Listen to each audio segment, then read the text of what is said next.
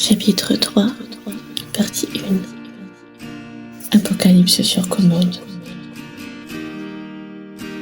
Mathilde se réveillait avec la lumière du jour qui inondait la pièce. Elle était allongée en chien de fusil, à gauche de son lit, en shorty à Marcel, dos à la fenêtre, et pourtant, elle gémissait en se collant la main sur les yeux, râlant sur la clarté beaucoup trop forte. Elle se dit pour elle-même: Mathilde, bordel, jette tous tes rideaux. Elle cherche à tâtons son téléphone dans le bric-à-brac de la table de nuit, faisant tomber au passage baume à lèvres et la vieille tasse de café séché qui y trônait encore. Et toujours sans changer de position, elle allumait l'écran de son téléphone pour y regarder l'heure. Elle lut 12h38 et une petite fenêtre rectangulaire s'affiche sur laquelle était inscrit « Salut, 3 petits points ». Suivi d'une deuxième « J'ai retrouvé quelques-unes de tes affaires, 3 petits points, J ». Elle pesta. Merde. Non seulement pour l'heure tardive, mais également pour les textos. Elle savait que plusieurs semaines après leur rupture, recevoir un texto de sa part n'avait rien d'innocent. Elle savait que les quelques affaires à lui rendre, entre guillemets, n'étaient qu'un prétexte pour tenter de la revoir. Il arrivait à Mathilde d'être faible émotionnellement, mais après tout ce temps auprès de lui, elle n'était plus aussi crédule et connaissait les torts et les retorts de cette relation. Aussi, la première chose qui lui revenait en tête quand elle s'attardait à y penser vraiment, c'était les mots qu'il avait prononcés lors de leur dernière dispute. Ils résonnaient en elle comme le glas de leur couple. À chaque fois qu'elle essayait de les chasser, ils lui revenaient comme un boomerang. Tu n'as rien de plus qu'une autre Mathilde. Comme si sa présence auprès de lui n'apportait aucune plus-value à sa vie. Comme si elle n'était rien, quoi qu'elle fasse. Cela la renvoyait à la petite Mathilde, à genoux sur le sofa pour scruter la fenêtre, à la recherche du moindre signe du retour de sa mère, espérant être maintenant assez intéressant pour qu'elle veuille bien passer la porte et rester auprès d'elle. Cette simple phrase la renvoie à son elle profond, effrayé, à la petite bête, le petit cancer au fond de ses tripes qui crie à l'abandon. Avec ces putains de mots, il avait sabordé ce qui restait d'eux. Ce moment avait été son apocalypse personnel. Toujours ce sentiment de n'être pas assez pour personne. Intelligente, sexy, jolie, sophistiquée, téméraire, joyeuse. Cette fois, elle avait dépassé le stade du sentiment. On le lui avait affirmé. Il avait essayé de la retenir en lui disant qu'il l'aimait. Mais comment pouvait-on aimer de cette façon? Elle avait l'impression qu'il ne faisait que l'aimer malgré tout. Ces mots mis bout à bout, tu n'as rien de plus qu'une autre, mais je t'aime. Bien sûr, il n'avait pas prononcé ce « mais ». C'était tout comme. Ce type avait le pouvoir de déclencher sur elle l'apocalypse sur commande. Et maintenant c'était le blackout. En le quittant, elle lui retire ce pouvoir et l'emprise que soit son attention, soit son ignorance assure elle. Mais pourtant, bon Dieu, elle était boulimique d'attention, boulimique à en vomir, boulimique à en crever. Elle voulait ressentir la puissance d'être tout pour quelqu'un. C'est ce qui l'avait amenée sur cette voie, dans les chemins tortueux des rencontres libertines nocturnes. Pendant 1 heure ou 2, elle était tout. L'aller et le retour, le début et la fin, le désir et la romance, l'aurore et le crépuscule. Elle offrait tout sans schématiser, pour une petite contrepartie qui la faisait vivre également. Elle remplissait son abîme intérieur. Les derniers mots qu'avait prononcés J l'avaient laissée interdite et avait brisé le minuscule fond d'estime qui lui restait encore pour elle-même. Il confirmait ses pires craintes et ses plus sombres tourments. S'était-elle toujours trompée sur ce qu'il était? S'était-elle toujours trompée sur ce qu'était l'amour? Quand rien n'allait plus, elle se disait juste qu'il suffisait de son corps sur le sien pour que tout aille bien. Tout ça, c'était du passé. Elle s'en était débarrassée comme on brûle de vieilles photos dans un feu d'adieu. Le manque s'effaçait peu à peu, mais la crevasse, le trou béant qu'avait laissé l'apocalypse, restait et était dur à refermer. Et au fond, quand parfois il lui venait de penser à leur relation, ce n'était pas lui qui lui manquait dans l'instant même, c'étaient les souvenirs qui hurlaient leur espérance. Il suffisait d'un souvenir heureux pour effacer quelques mois de galère. Voilà pourquoi aux enterrements de ceux qu'on avait cessé de côtoyer, on ne se souvenait que des bons moments. Au fond, c'est vrai, l'absence exorcise le mal et nourrit l'amnésie curative. Quand elle repensait à ces mots, elle se disait que ce n'était pas elle qu'il aimait. Il aimait être aimé. Aucun sentiment positif ne pouvait ressortir de tout cela. Elle le savait. Elle savait qu'elle se devait d'être plus. Elle crevait d'être plus. Elle voulait être tout, l'amour et le frisson à la fois, la nymphe et l'Aphrodite. Elle décidait de chasser ce mal, de ne pas laisser l'envahir. Alors elle jeta son téléphone dans le panier à linge, ôta son marcel blanc et son shorty noir qu'elle laissa tomber sur le sol, alluma le robinet et la douchette, trempa le bout de son pied dans le bac pour vérifier la chaleur de l'eau et y entra complètement. L'eau fumante ruisselante sur son corps poupin, elle se tenait immobile, les visages rivés vers la pomme de douche, elle exaltait. Le flou brûlant contre sa peau avait un effet rédempteur.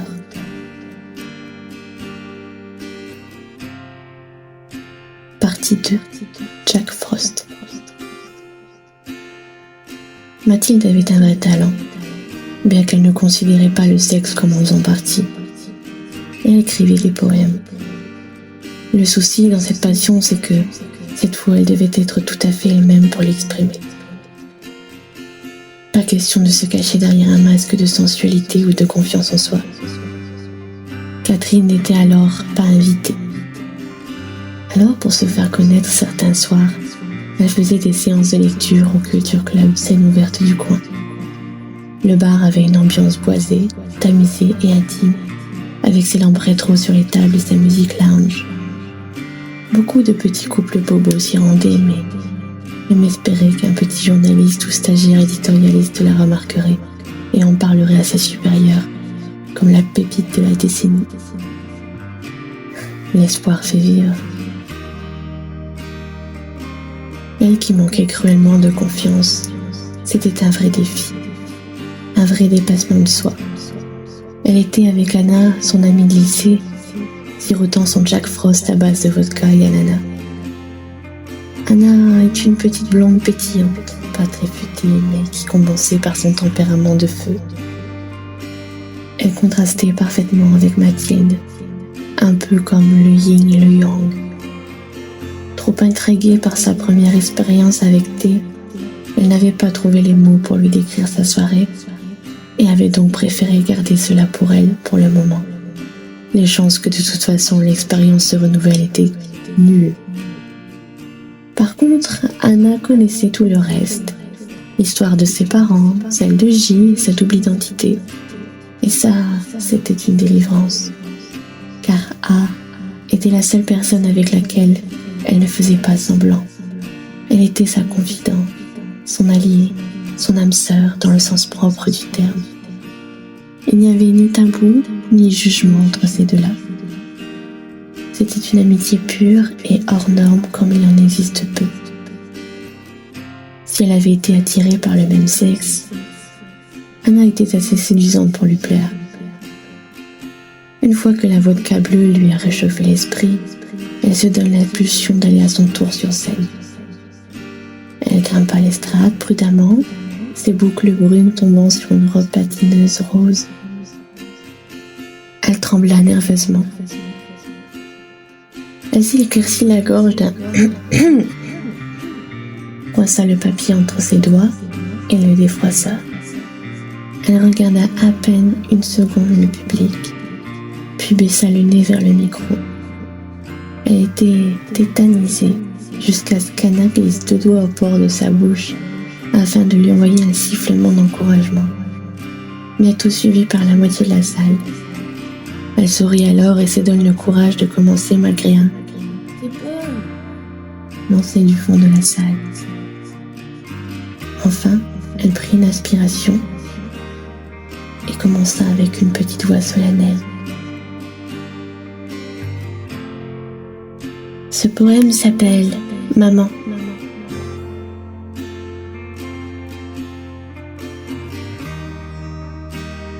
Maman, maman, t'es-tu connue à l'aube sanglante contre le sein de ta mère? Maman, maman, m'as-tu connue gémissant ton lait et haïssant tous tes rejets? Maman, maman, m'as-tu connue avec tout ce bleu sur ma joue tu méfiais? Maman, maman, t'es-tu connue au crépuscule voir tes mains ridées par le temps? Maman, maman, t'es-tu connue agrippant les racines du fin fond de ta tombe? Maman, maman, m'as-tu connue dansant le ballet étiré comme une automate? Maman, maman, m'as-tu connue tous ces soirs qui font mal et ces nuits interminables? Maman, maman, m'as-tu connue emportée par les racines de dessous le lit? Maman, maman, m'as-tu connue quand je criais ma solitude parmi les rires? Maman, maman, m'as-tu connue quand j'étais blessée et ne savais à qui j'étais? Maman, maman, m'as-tu connue? J'étais le spectre de moi-même tâtant mes chaînes. Maman, maman, m'as-tu connue? Je te déteste, mais je prie pour te retrouver. Maman, maman, m'as-tu connue? Je crois que je meurs, car je ne sais plus donner. Maman, maman, m'as-tu connue quand j'avais les veines taillées et le cœur essoré? Maman, maman, m'as-tu connue quand ils ont déchiré en deux mon cœur séché? Et d'un coup, son regard se perdit dans la salle, cherchant l'approbation du public. Et parmi les rires, les chuchotements et les tâtements de verre, là, attablée au bar, sirotant un whisky, elle le vit. Elle le vit et son cœur se mit à battre la chamade, submergée par une chaleur qui la gagna et monta des genoux à la tête. Prise de panique, elle descendit l'escalier. Depuis combien de temps était-il là? L'avait-il reconnu? Thé, dans sa veste en cuir de pilote, le nez dans son breuvage avait l'air absorbé. Elle poussa un petit soupir en rejoignant Anna et fouilla dans son appli. Elle scrollait à la recherche de son visage, puis se rappela d'aller dans son historique de date. Enfin, elle le trouva. C'était bien lui. Malgré la pénombre de la nuit où elle l'avait rencontré, elle ne pouvait pas se tromper. Son cœur se mit à battre encore plus vite, à l'idée d'avoir été reconnue, mais également à l'idée de recommencer. Assourdie par la musique et les battements dans ses oreilles, elle cliqua sur le bouton de l'appli, attendant une réponse.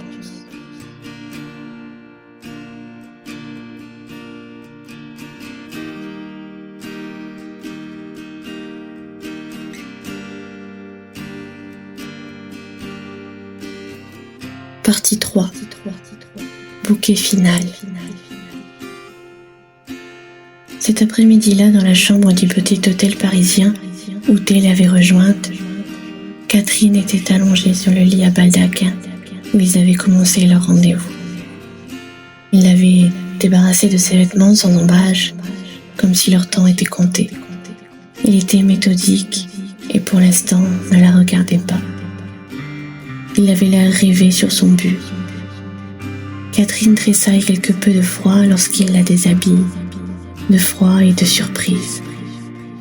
Après leurs derniers ébats, elle ne s'attendait pas à ça, et ni l'un ni l'autre ne décrochait à moi.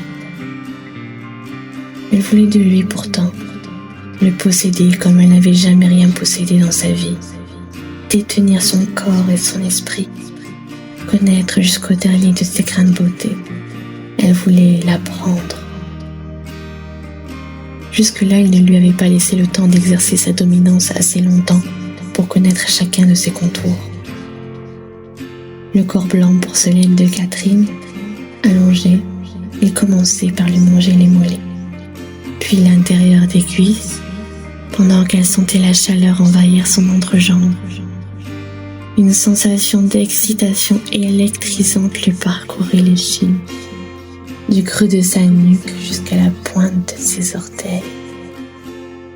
Il avait assez d'expérience pour la subjuguer, mais restait pourtant simple dans ses manières avec elle. Il s'agissait de manière tendre, en caressant ses lèvres sa peau veloutée. Il en respirait chaque effluve, puis s'adonnait de nouveau au baiser, tantôt doux, tantôt piquant. Puis il partit au bout de quelques instants, se cachait dans l'intimité douce et sacrée du creux de ses cuisses. À ce stade, le dos de K se cambra alors et sa tête bascula en arrière. Elle poussa un grand soupir et s'agrippa au drap. Il posa contact de sa langue sur son doux bouton de plaisir et ce fut comme un coup d'eau sur un tisonnier ardent. Elle tressaillit cette fois de plaisir, tandis que la langue de thé caressait avec ardeur ses lèvres gonflées de désir. S'attardant en va-et-vient, elle était au sommet de l'attente, n'y tenait presque plus, si bien que tout son corps en tremblait. Il savait où appuyer et relâcher, quand accélérer et quand ralentir. Les gémissements subtils de Catherine lui généraient toute son ardeur et sa puissance.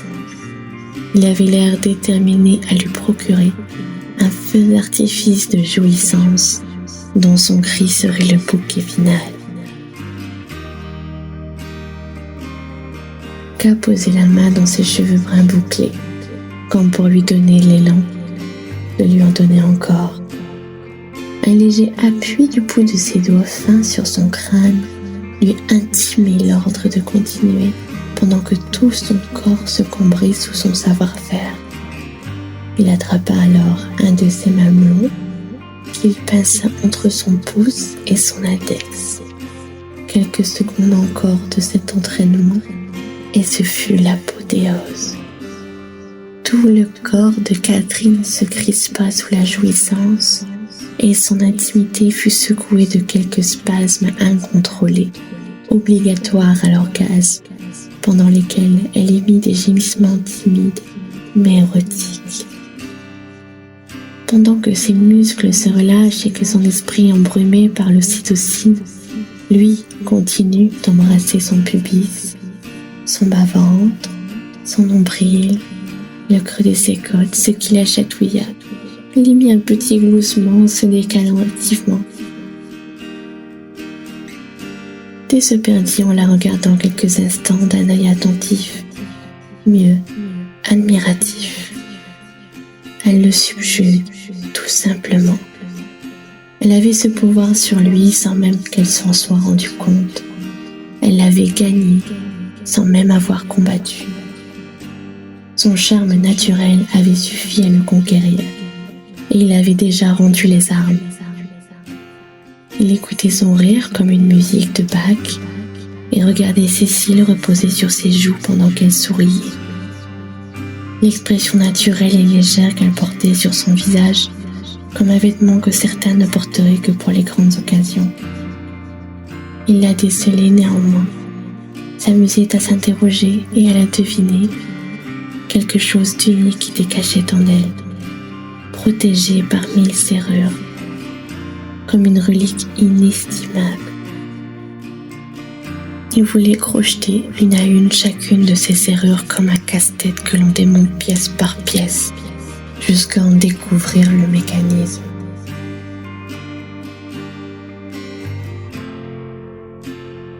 L'attirance qui l'aimantait à elle avait presque quelque chose de surnaturel, et cela le grisait. Ce contact sensuel, extrêmement intime, le fait de savoir qu'il était peut-être le seul à bientôt connaître ce que cachait l'armure. Il gagna alors son visage et l'embrassa d'un baiser appuyé et net. Elle le fit basculer et l'embrassa également, d'abord sur la bouche, puis dans le cou. T sentait qu'elle voulait lui rendre le plaisir qu'il lui avait offert quelques instants plus tôt. Alors il agrippa ses biceps fins et la retint avant sa descente vers son bas-ventre. Il n'avait pas donné pour recevoir, comme ça se fait dans la plupart des cas. Néanmoins, ses gestes n'étaient pas tout à fait désintéressés, car il se nourrissait du plaisir qu'il lui procurait. Il était affamé de satisfaction, et ça n'avait jamais été aussi simple pour lui d'en donner. Avec elle, c'en était même addictif. Il remonta alors le visage de Catherine face au sien, en la basculant sur le dos. De son genou, lui ouvrit les cuisses, posa ses lèvres pleines sur son front, avant de s'introduire franchement en elle. Elle en tressaillit de surprise. Bouleversée par un sentiment qu'elle ne connaissait pas jusqu'alors, elle l'accueillit avec la passion d'un désir en souffrance, comme une enfant affamée se jetant sur du pain. Elle sentait nourrir quelque chose en lui sans savoir exactement quoi, mais son corps lui faisait complètement confiance. Elle s'était livrée entièrement ce soir, et sans qu'elle s'en rende compte, Catherine avait été Mathilde, et vice-versa. Elle était tellement dans l'attente de cet homme qu'elle en oubliait les règles qu'elle s'était imposées. Elle s'oubliait elle-même totalement. Sa mère n'existait plus, J n'existait plus, sa dépression n'existait plus. Elle était quelque part dans un nirvana flottant. Leurs corps finirent de s'étreindre et de transpirer en cette fin d'après-midi d'été indien. Comme d'habitude, fidèles au protocole, ils s'habillaient et se quittèrent sans le moindre adieu.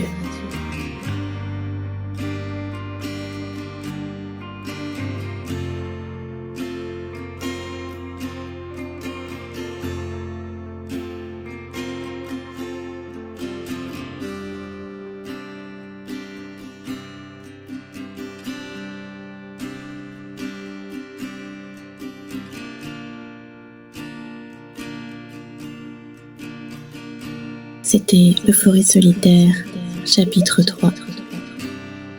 Texte et narration de Sophie Dess, musique de Mescaline.